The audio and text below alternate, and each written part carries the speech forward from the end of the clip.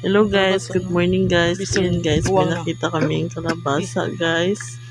At pwede na siyang gulayin. Lalagay natin sa gulay para masarap. Ayan. Ayan siya kalaki guys. Diba guys?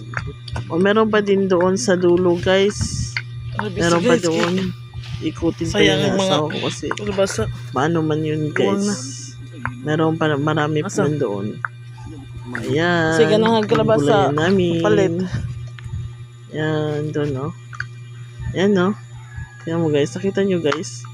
Yan yung gulay namin. Kalabasa yan. Masarap yan sa gulay. Ayan. Meron pa din dyan. Marami pa din dyan. Diba? Tinitingnan pa namin dyan kasi meron pa dyan sa sulo. Saan? Kaya tingin-tingin lang. Ayan. Yan yung garden namin. Ito Ayan. Ano pa to?